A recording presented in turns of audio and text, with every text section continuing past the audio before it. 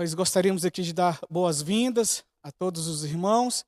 Eu convido os irmãos a se colocarem em pé nesse momento. Vamos estar orando ao Senhor, agradecendo a Deus por mais um dia, mais uma noite. Feriado, dia 1º de maio. A palavra do Senhor diz que quem não trabalha não deve comer. Então, e ele usa exemplo, provérbios dos exemplos, os preguiçosos, né? Tem um provérbio que diz, vai ser como a formiga, ó preguiçoso, né? Então, hoje é o dia de todos nós, trabalhadores. Feche seus olhos, vamos estar orando ao Senhor. Senhor Deus, nessa noite, ó Pai, nós estamos aqui na Tua casa. Somos gratos, Senhor, pela Tua bondade, a Tua fidelidade, o Teu amor, ó Pai amado. Somos gratos por tudo que o Senhor tem feito sobre as nossas vidas, sobre essa igreja. Nos reunimos aqui nessa noite, nesse culto de estudo bíblico, Pai, em uma quinta-feira, primeiro dia, Senhor, do mês de maio. Foi o Senhor que nos trouxe aqui, Senhor, para aprendermos mais da Tua palavra, Senhor. Nos conduza, Senhor, nessa noite, ó Pai amado, que o Senhor venha estar ministrando no coração de cada um.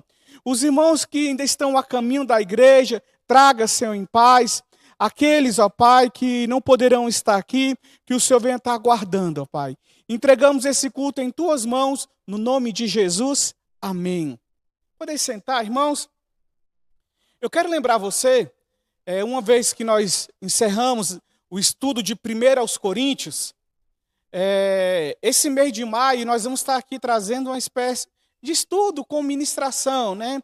Então, hoje a gente vai estar falando sobre a diferença que Jesus faz em uma família. Semana que vem, dia 8, nós vamos estar falando da prioridade na família. Nós vamos estar abordando com os irmãos aqui, né?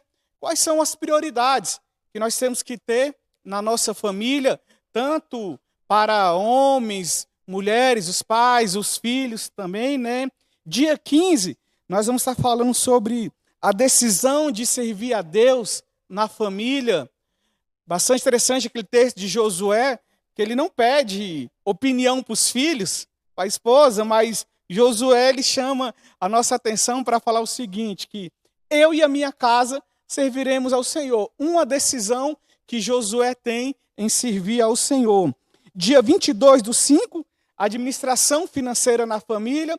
Nós vamos estar vendo aqui que é de responsabilidade tanto do provedor, dos provedores. Hoje temos tanto homens, mulheres trabalhando fora, quanto dos filhos também. A questão na administração das finanças, né? Para que ocorra um ambiente não cheio de conflitos, porque a maioria dos conflitos familiares é voltado também à questão financeira. Então a gente vai estar vendo aqui a luz da palavra do Senhor. E na última quinta-feira, dia 29, nós vamos estar falando curando as feridas. Sabe aquelas famílias que, infelizmente, as pessoas têm passado por traumas, por falta de perdão, de entender o que é perdão? Infelizmente, ao longo dos anos, muitas famílias estão machucadas. Então, nós vamos ver aqui, à luz da palavra do Senhor, também a questão da cura, tá? No seio familiar, a questão da cura nas famílias. Então, hoje, irmãos, nós vamos estar falando sobre a diferença que Jesus faz em uma família. Eu peço a você que abra sua Bíblia no Evangelho de João, capítulo 2. Evangelho de João, capítulo 2. Nós vamos ler do versículo 1 ao versículo 12. Aí eu botei o versículo 11, mas o versículo 12. Evangelho de João, capítulo 2. Vamos fazer uma leitura, mesmo sendo a imagem, pegando só a minha aqui. Eu peço a você que, quando for ler, você lê bem alto aí, tá? Cada um lê um versículo, por favor. Eu vou começar a ler. Diz a palavra do Senhor. Evangelho de João, capítulo 2. 3 dias depois, houve um casamento em Caná da Galileia, achando-se ali a Jesus e sua mãe.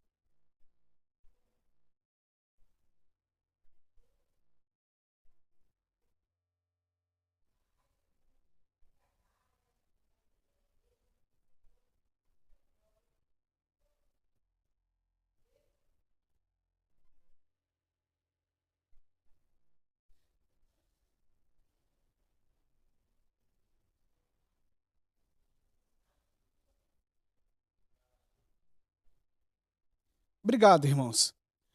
O Hernando Dias Lopes, ele tem assim um diálogo, uma frase muito interessante, que ele diz que o maior ambiente que a gente experimenta os milagres não é na igreja.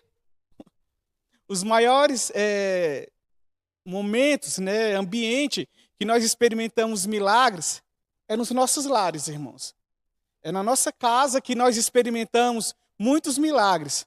Só que também, irmãos, é nos nossos lares que nós passamos por muitas dificuldades. Por muita dificuldade. E hoje aqui a gente quer conversar com os irmãos com esse tema de uma extrema importância, irmãos. A diferença que Jesus faz em uma família. Nós vamos estar vendo aqui um contexto histórico disso que aconteceu aqui, desse primeiro milagre de Jesus. E aí depois nós vamos estar trazendo algumas aplicações para as nossas vidas. Olha só, irmãos, esse episódio aqui de Caná da Galileia, onde aconteceu esse primeiro milagre de Jesus, nós podemos observar que envolve tanto aspectos culturais, uma cultura da época, a cultura do povo judeu, ali no tempo de Jesus, cultura social e também uma cultura religiosa. O casamento que nós temos no dia de hoje aqui no Brasil e de outros países é completamente diferente da cultura judaica, tá? E é importante nós trazermos aqui o contexto da localidade, da localização geográfica onde aconteceu esse milagre. O texto diz que foi em Caná da Galileia. Caná da Galileia era uma vila bastante pequena, na região norte de Israel. Ficava próximo de Nazaré.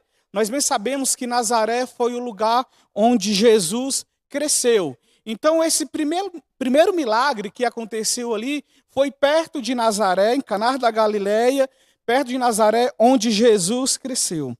E naquela época, irmãos, o sustento, podemos dizer assim, ela se predominava mais na questão rural, onde as pessoas tinham as suas plantações de vinha, tinham seus gados também, seus rebanhos. Mas a gente não pode esquecer um detalhe importante, porque o povo judeu nessa época aqui, no primeiro século, eles viviam debaixo do Império Romano. Então eles tinham um imperador, tá? Um imperador romano que, de certa forma, colocava limites ao povo de Israel.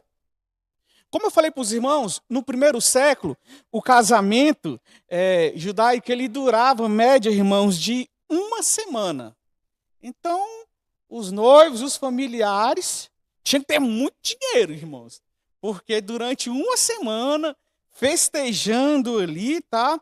E o casamento envolvia não só as duas famílias que estavam se unindo, mas envolvia toda a comunidade. Então, era um casamento, tá? Que era como fosse assim, para a cidade toda, para a comunidade toda daquela época, tá?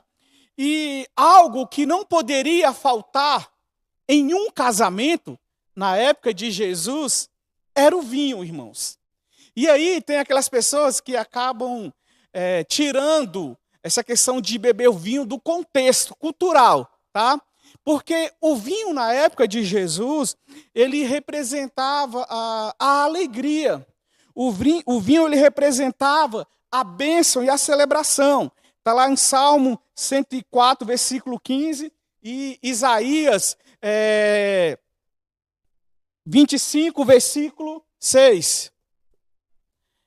Então, o vinho, irmãos, era de extrema importância, tá? Porque representava ali a alegria, a bênção. E uma vez que se faltava vinho ali nesse casamento, irmãos, era uma vergonha, assim, social muito grande para os noivos. Faltar o vinho, tá? E de acordo com o texto que nós lemos aqui, foi até a irmã Aline que leu o texto aqui, existiam umas talhas, uma espécie ali, irmãos, de pedra recipiente, que o povo judeu, eles colocavam água, tá?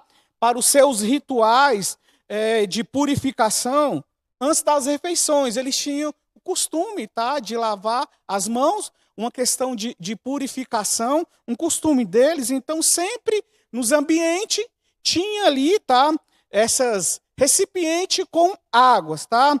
Cada medida que tinha aqui comportava média de 80 a 120 litros. Hoje nós temos caixas d'água de 250 litros, 500 litros. Agora imagine um tambor de água, tá? De 120 litros. E o texto diz aqui, irmãos, que eles tinham ali vários recipientes desses, que essa água, repito, era para purificação. O versículo 11 que nós lemos, estou trazendo aqui o contexto histórico, para depois trazer uma aplicação para os nossos dias. O versículo 11 diz, João, ele narra aqui, que é chamado o sinal do começo do ministério de Jesus. Então nós podemos aqui datar mais ou menos que Jesus tinha aproximadamente 30 anos de idade, porque ele estava dando início aqui, tá? Dando início o seu ministério. E o texto mostra que a sua mãe, Maria, alguns estudiosos dizem, comentarista diz que José já não estava mais aqui, porque ele já havia morrido, então estava só Maria, a mãe de Jesus, e os seus discípulos também, tá? Então, por isso que José, o pai de Jesus, não está aqui. E aí a gente entra no grande milagre, o primeiro milagre que Jesus fez. Chega um momento que o vinho havia acabado. E como nós falamos para os irmãos, acabar o vinho, irmãos, era uma vergonha muito grande para os donos ali do casamento, para todos. E algo muito interessante é que Maria vem até Jesus e fala, em outras palavras, eles estão precisando da sua ajuda. Aí Jesus fala, mulher, ainda não chegou a minha hora. E chegou um momento que Maria falou o seguinte, tudo que Jesus mandar vocês fazer, ela virou para os serventes e falou isso, vocês podem fazer. Jesus então mandou aqueles homens pegarem aquelas medidas de água que era para purificação. E algo muito interessante é que ele mandou tirar uma quantidade ali e levar o mestre-sala. E, irmãos, e quando se experimentou ali o vinho, era o vinho de melhor qualidade. Esse milagre aconteceu aqui, irmãos, no contexto de um casamento. Ou seja, num contexto de uma família. Então nós podemos dizer que se Jesus não estivesse nesse casamento, ia ser um fiasco muito grande. Então, mais uma vez, eu chamo a sua atenção aqui para o tema. A diferença que Jesus faz em uma família. E nós extraímos algumas lições desse texto. E nós gostaríamos de compartilhar com os irmãos, e os irmãos vão estar acompanhando aí na projeção. A primeira lição, irmãos, que nós encontramos nesse texto é o seguinte, que Jesus é o convidado mais importante para a nossa família, para o nosso casamento, para o nosso relacionamento. E aqui abre-se um leque para tudo. Para o seu emprego, para a sua empresa, para tudo. Jesus é o convidado mais importante. O texto diz aqui, tem alguns comentaristas que diz que esse casamento era de um parente de Maria, mãe de Jesus. Então, automaticamente, Jesus também foi convidado. Só que os discípulos foram convidados. Outras pessoas foram convidadas para presenciar aquele casamento, aquele momento tão importante. Então, os noivos convidaram a Jesus. O texto é bem claro que nós lemos aqui, meus irmãos. Jesus também foi convidado. O versículo 2 diz que Jesus foi convidado para esse casamento. E a presença de Jesus salvou esse casamento, irmãos. Porque, eu repito mais uma vez, o texto mostra aqui, se Jesus não estivesse ali, não ia ter como a transformação da água para o vinho. Eles poderiam procurar lugares lá para comprar, eles não iriam encontrar. Poderia ter até dinheiro, mas não iria encontrar disponível. Os convidados iam embora, uma série de questões. Mas eles convidaram a Jesus. E observe, irmãos, algo que tem que ser para a minha vida e para a sua vida. Mais do que conforto, irmãos. Mais do que dinheiro. O que nós precisamos é de Jesus no nosso lar. Dinheiro é importante, sim, conforto.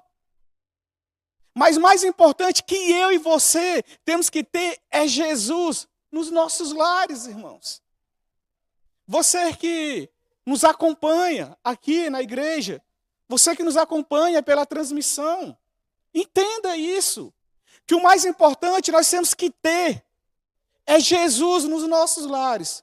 Não importa se você mora em uma grande casa, em um palácio, se você mora numa casa simples ou humilde, se você tem banquinhos para receber convidados, se você tem tamboretes para receber convidados na sua casa, se você não tem nada para oferecer, ou se você tem algo para oferecer para os seus convidados, mas o mais importante é termos Jesus no nosso lar. Se você ainda não convidou Jesus para entrar no seu casamento, na sua vida pessoal, na sua vida financeira, profissional, seja o que for, convide a Jesus. O texto diz aqui que eles convidaram a Jesus. Segunda lição que nós gostaríamos de passar para os irmãos: que problemas acontecem mesmo quando Jesus está presente. Esse texto que nós estamos falando aqui é um texto do Hernando Dias Lopes, e pegamos aqui outros comentários também.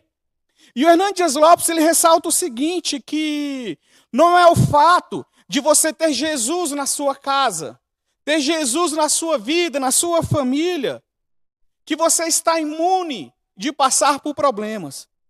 Jesus estava presente, só que chegou um momento que o vinho acabou.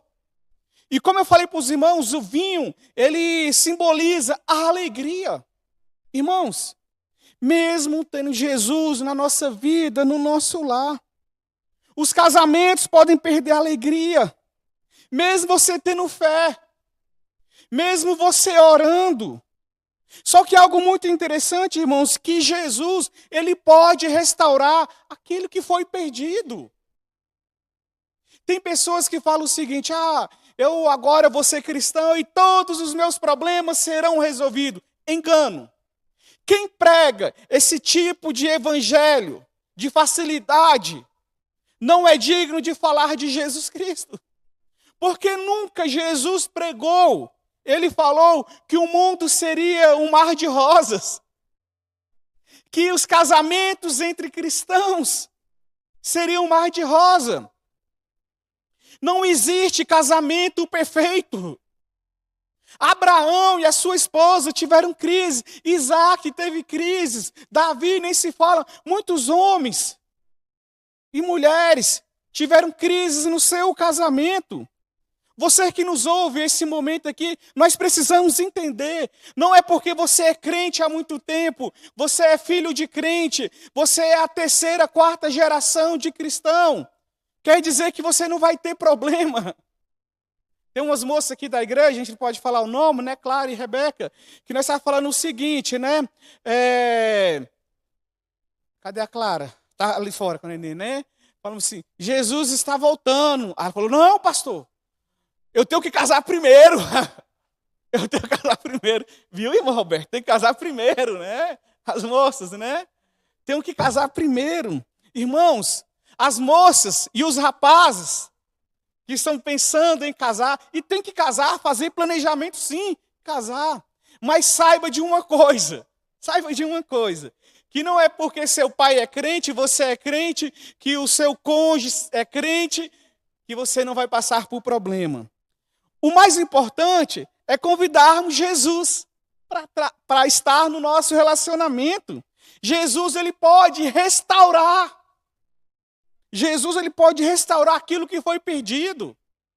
Você que nos acompanha essa noite pela transmissão, que está passando uma crise no seu casamento, não se dê por vencido, não.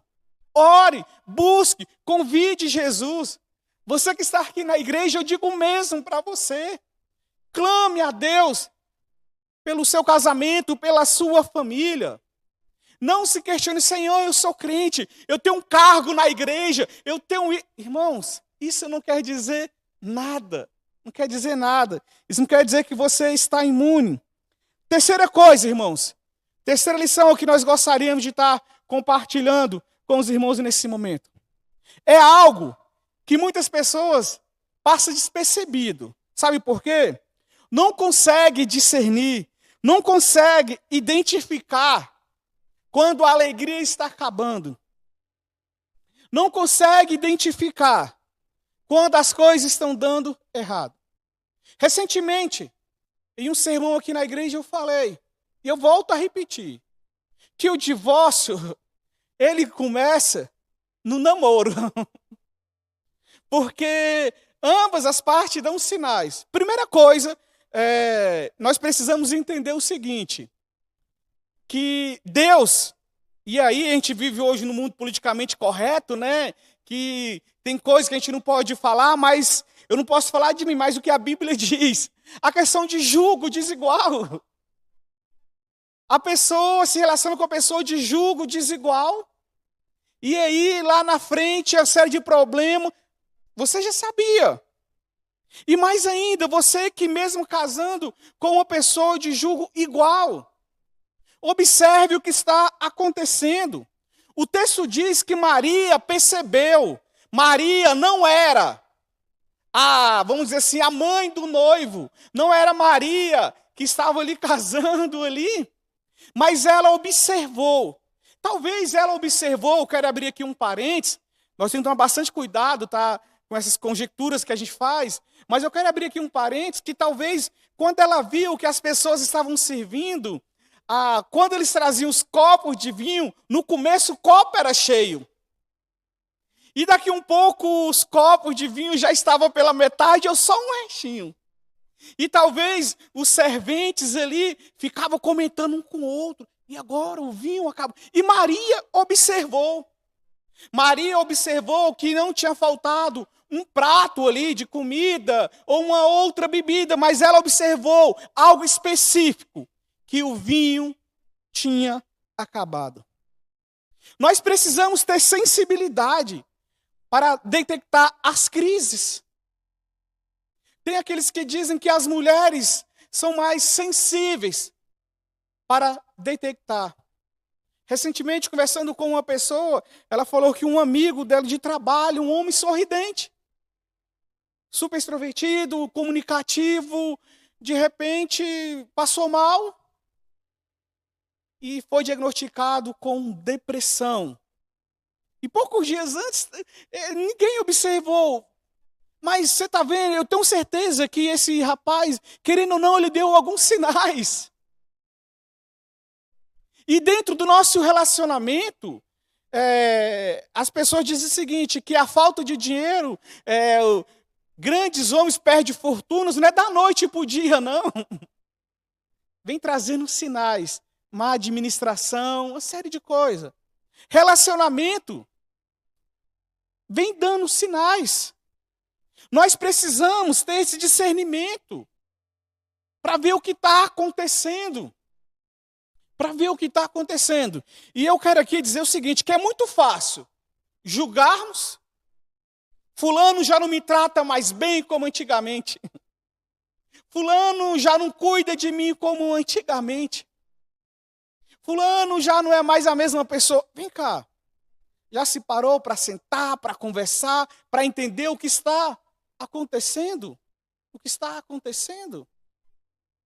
Nós precisamos ter discernimento. E, infelizmente, tem muitos casais que ignoram. E esses que ignoram acabam sofrendo mais.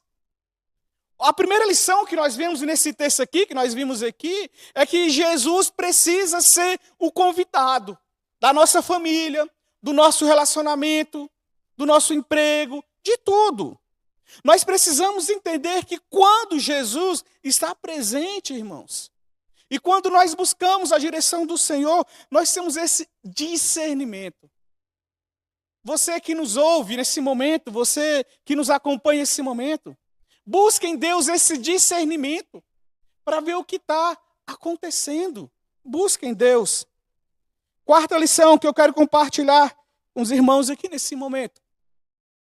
Nós precisamos recorrer à pessoa certa na hora da crise. Não basta apenas identificar o problema. Beleza, você identificou. Mas agora você tem que saber levar para quem esse problema. E nós precisamos levar esse problema para a pessoa certa. Maria, ela não procurou os noivos, não procurou os pais do noivo, os padrinhos do noivo, não procurou o empresário da cidade, não procurou o comércio. Maria procurou a Jesus. Ela procurou a Jesus. Ela pediu socorro. Ela pediu socorro para a pessoa certa. Não basta apenas buscar, mas temos que buscar a pessoa certa. E uma coisa que nós precisamos entender, que buscar ajuda em lugar errado, em pessoas erradas, só vai aumentar a sua dor. Só vai aumentar o seu problema. Só vai aumentar o seu problema. Como eu falei para os irmãos, e eu tenho certeza que você sabe disso, não existe família perfeita. Não existe. A pessoa pode perguntar uma vez para minha avó, vó Alzira. Ela já é viúva, mas perguntaram, Dona Alzira, qual o segredo para viver muito tempo assim casada? Ela falou, é só não separar. É só não separar. Se você quer passar muito tempo casado, é só não separar. Mas se você for perguntar se você tem avó, ou seus pais já são mais experientes, e eu falo assim por mim, os meus pais, eu não me lembro de ver os meus pais brigando na minha frente. E eles não eram cristãos. As suas diferenças eles resolviam no quarto. Eles resolviam no quarto. Buscavam os meios. E hoje as pessoas têm procurado ajuda em redes sociais, em amizades que não vão acrescentar, pessoas que não têm princípio cristão, que não têm princípio de Deus mesmo para acrescentar algo na sua vida, acaba expondo a sua vida. E sabe qual a pessoa certa para restaurar, para mudar, para transformar os nossos lares? É Jesus.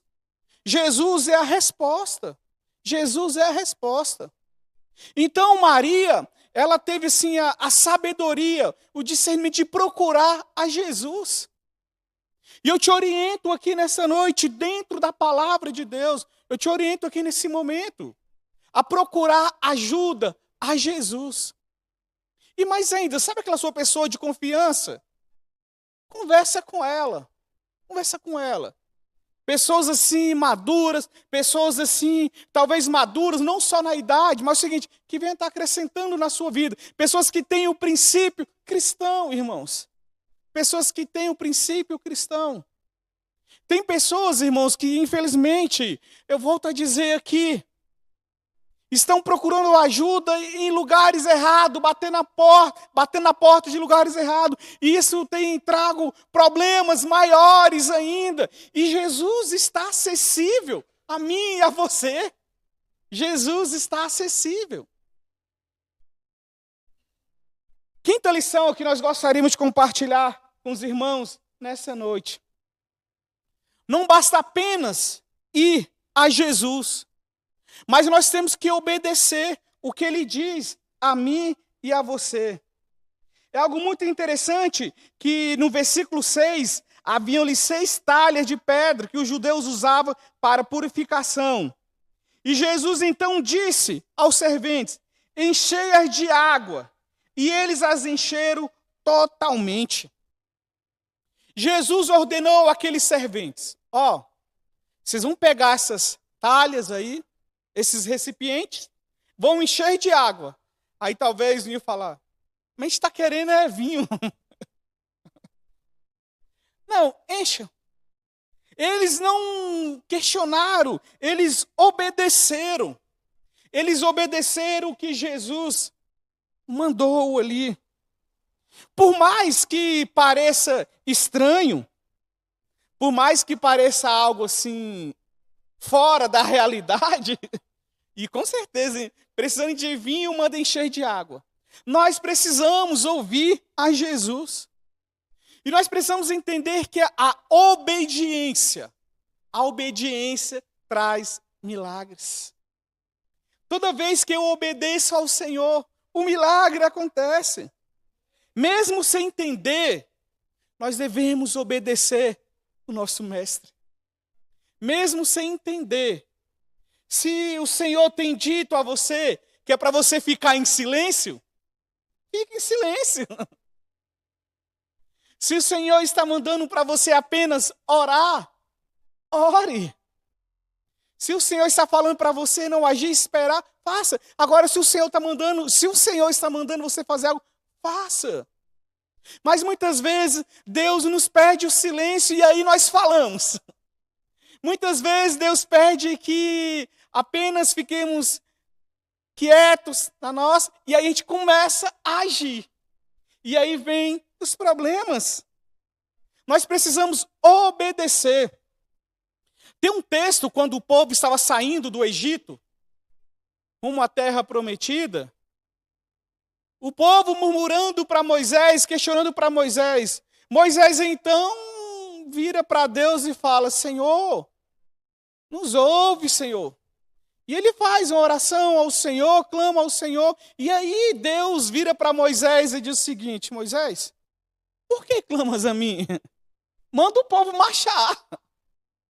Irmãos, tem momento sim de orar. E tem momento sim de agirmos, irmãos. De agirmos. Só que nós precisamos estar atentos para ouvirmos a voz de Deus. E nós não podemos esquecer de uma coisa. Tem aquelas pessoas que acabam espiritualizando tudo, irmãos. Tem coisa, irmãos, que não é espiritual. Tem coisa que não é espiritual. Vou abrir um parênteses aqui. E aí vice-versa, tá? O esposo ou a esposa reclama que não recebe tanto carinho. Os filhos reclamam que não estão recebendo tanto atenção dos pais. E aí você vai orar. Não é momento de orar não, irmãos. É momento de agir. O cônjuge já falou, o filho já falou, a filha já falou: pai, o senhor está ausente, o senhor não tem mais tempo. Ô filho, vamos orar. Não! O problema já foi identificado. É a ausência. Então esteja presente. O marido reclama que coisas básicas, que nunca mais comeu uma comidinha da mulher, saudade, e aí fala para a mulher e ela fala: não, vamos orar, vamos contratar, ou vamos almoçar fora. Não! O que ele está querendo ali é o arroz, o feijão e o ovo, e o tomate, e a batata, e o bife. Aí começa a lista. Aí começa a lista. Então tem coisa que nós temos que orar. Só que tem momento que nós temos que agir. E eu tenho certeza que o Senhor, Ele fala conosco, através da sua palavra. E nós precisamos estarmos atentos ao que o Senhor está dizendo ao seu povo. Sexto lugar, irmãos, gostaríamos de compartilhar aqui com os irmãos a sexta lição. Que nós precisamos entender que nós somos guiados pela fé e não por sentimentos. Você sabe que imagem é essa? Quem sabe? Não? Pode falar? O livro de Eli. Agora, uma dúvida, que toda vez que eu quero citar esse exemplo, eu tenho oportunidade, eu pergunto. Ele era cego ou não era cego? Obrigado. Viu? Eu também acho que ele era cego. Ele era cego. E algo muito interessante que nesse filme aí, tá? Você que já assistiu, você que não assistiu, eu te oriento a assistir. Ele é guiado pela fé. Para começar, ele não enxergava, né? Ele não era guiado pelos sentimentos dele, mas ele era guiado pela fé. E nós precisamos entender que eu e você, servos do Senhor, nós não somos guiados por aquilo que o mundo diz, por aquilo que os coaches dizem, os especialistas de casais. Irmãos, eu já vi especialistas assim, em algumas áreas, sabe? Medicina, várias áreas aí, segmento, né, de trabalho. Agora, no meio evangélico, a pessoa se intitulando como especialista de casais. eu acho que é de uma prepotência muito grande uma pessoa dizer que é especialista de casais. Porque você que é casado vai nos entender que a vida de casado, irmãos, cada dia é uma surpresa. A gente não tem um manual. Para os filhos também, os filhos podiam vir com um manual. Os relacionamentos podiam vir como um manual. Só que se a gente parar para pensar, nós temos um manual, que é a palavra de Deus. O grande problema é que a gente tem dificuldade de seguir. E aqui nós vemos que os serventes, eles obedeceram ao Senhor. Se ele está mandando encher de água, vamos encher de água. Eu entendo, irmãos, que quando eu coloco a minha fé em ação, irmãos, está de certa forma lhe ativando, é estranho falar isso, né? A questão do milagre. A Bíblia diz, se nós tivermos fé de um tamanho de um grão de mostarda, você pode falar, monte, saia daqui e vai para ali. A Bíblia diz que Elias era um homem como eu e você, sujeitos a tantas coisas, mas ele pela fé, ele orou. Abraão, lá em Hebreus nós vemos na galeria da fé, homens e mulheres de Deus, fala, pela fé, pela fé. Aí tem uma lista muito grande. Nós precisamos ser guiados, viver pela fé. Certeza daquilo que nós não vemos, mas nós cremos. Aqueles serventes ali, eles não sabiam quem mandou, quem deu a ordem. Sabia que era Jesus, o filho de Maria, o filho de José, o carpinteiro. Se ele mandou encher, não, tudo bem, vou encher. Mas mais do que isso, irmãos, nós precisamos entender que quando nós obedecemos o que o mestre nos manda, algo sobrenatural vai acontecer. Algo sobrenatural vai acontecer. Famílias que vivem, irmãos, pela fé, elas experimentam o sobrenatural. Nós temos que viver não dentro da racionalidade humana, não dentro das expectativas do mundo, mas nós temos que viver pela fé. O mundo está dizendo que não, as expectativas, os cenários não são favoráveis, mas a nossa fé em Cristo Jesus, as coisas são difíceis para todos, no sentido financeiro, na questão da saúde aqui em Brasília, os hospitais, superlotação, uma série de questões aí. Mas nós precisamos entender que a nossa morada não é aqui, mas enquanto eu estou aqui, eu tenho que viver pela fé em Cristo Jesus. O meu casamento, a minha família não está indo bem, nós precisamos clamar ao Senhor e ouvir o que Ele tem a dizer a mim e a você. Nós somos guiados pela fé e não por sentimentos. Tem gente que fala, não, eu sigo o meu coração. Cuidado! Jeremias diz que o nosso coração é enganoso. A Bíblia diz que o nosso coração é enganoso. Tem gente que segue as estrelas. Tem gente que segue outro tipo aí, outros segmentos aí. Ei, nós temos que ser guiados pelo Senhor Jesus.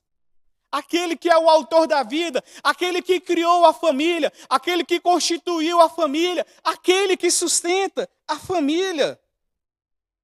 7º lugar, nós gostaríamos de compartilhar com os irmãos aqui nessa noite. Que com Jesus, irmãos, o melhor vem depois. O vinho havia acabado, mas com Jesus, irmãos, aquele vinho que já era bom, porque era comum, serviu o melhor vinho no começo. E os irmãos ainda, os convidados ainda não estão embriagados. Então servia-se o vinho melhor. E depois servia o vinho ruim. Eles não iam nem perceber. Só que quando foi experimentado, provado o vinho, foi se questionado. Você deixou o melhor vinho para servir depois?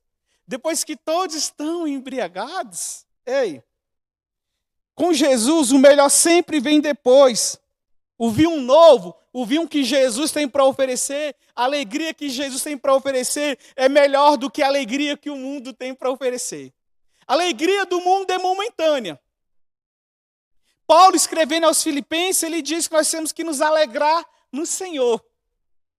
Independente da circunstância, nós temos que nos alegrar no Senhor. E algo muito interessante é que o Senhor nos proporciona isso. O melhor, irmãos. Eu acredito que quando Jesus ele está na frente do nosso casamento, você pode ter 10, 20, 30, 50 anos de casado, que o Senhor sempre restaura o amor, o companheirismo, a admiração, o respeito. Porque é Deus que muda esse sentimento, transforma a cada dia. Tem pessoas que têm trocado em seus cônjuges, porque já estão, de certa forma, assim, velhas. Irmãos, Jesus, ele permite, e afinal de contas a palavra do Senhor diz isso, até que a morte o separe. Até que a morte o separe. E quando Jesus está na frente, você pode ter poucos meses ou muitos anos, o Senhor ele restaura. Ele melhora com o tempo. E eu quero dizer para você aqui, que o que sustenta um casamento, o que sustenta um relacionamento, não é o amor, não é o dinheiro. O que sustenta um casamento, um relacionamento, é o compromisso. O compromisso que você fez com uma pessoa diante de Deus, diante de testemunha, acima de tudo, diante de Deus. O compromisso que você fez de prometer amá-la, respeitar, cuidar na saúde, na doença, até que a morte o separa. O amor esfria, o dinheiro acaba, ou aumenta, porque tem relacionamentos que acabam por causa do dinheiro. Tem relacionamento que acaba por falta de dinheiro. Mas quando eu tenho um compromisso com o Senhor, um compromisso com a minha esposa, com o meu esposo, com o meu filho, o que sustenta o relacionamento é um compromisso, meu querido. E aqui nós podemos abrir também para os filhos. A Bíblia diz o seguinte, que os filhos têm que obedecer os pais no temor do Senhor, honra o teu pai e a tua mãe, para que teus dias se prolonguem aqui na terra. É o compromisso com Deus. Honrar. Ei, irmãos, o nosso Deus, ele restaura o amor, a alegria, a esperança. Ele restaura. E último lugar, irmãos, 8º lugar, diante desse texto que nós lemos aqui. Vidas, quando eu convido Jesus para entrar no meu lar, nós entendemos que vidas são transformadas e Deus é glorificado, meus irmãos. O versículo 11 diz, com esse deu Jesus o princípio dos sinais em Caná da Galileia, manifestou a sua glória e os seus discípulos creram neles. Irmãos, quando eu convido Jesus para entrar na minha casa, quando eu tenho Jesus no meu lar, o meu lar é transformado. Vidas são transformadas e Deus é glorificado. Os discípulos passaram a crer. Famílias restauradas glorificam a Deus. E nós precisamos entender que até hoje, Jesus restaura, Ele muda, Ele transforma os lares. Você quer experimentar algo diferente no seu lar, na sua vida? Convide Jesus para entrar. Eu quero aqui concluir essas palavras, dizendo a você o seguinte, que hoje ainda, Jesus ele transforma água em vinho. Ele transforma deserto em manancial de águas. Ele transforma. Ele tem o poder de curar a alma, o físico. Ele tem o poder. Convide Jesus para entrar na sua família. O milagre que nós tanto precisamos, irmãos, que nós tanto necessitamos, está em Jesus. Você que nos acompanha pela transmissão, você que está aqui na igreja, você viu a diferença que é ter Jesus na nossa família? Estamos sujeitos, sim, a passarmos por problemas, a passarmos por dificuldade. Isso não quer dizer que está tudo tranquilo, não. Mas quando se tem o Senhor, algo de diferente acontece. Algo de novo acontece. Nem tudo está perdido quando nós convidamos Jesus para entrar na nossa família. Eu convido você nesse momento, você que está aqui na igreja e você que nos acompanha pela transmissão, a orarmos ao Senhor. E você que ainda não convidou a Jesus, convide Jesus. Convide ao Senhor. Peça para Ele entrar na sua família. Você que tem passado por problemas, filhos, esposo ou esposa, preso nas drogas, em vícios, o Senhor, Ele tem o poder de libertar. Você que está passando por problemas financeiros na sua família, o Senhor tem o poder de te dar saída, de abrir porta de emprego. Aquele sentimento que você não tem tido mais pelo seu cônjuge, o Senhor pode restaurar. O Senhor pode restaurar.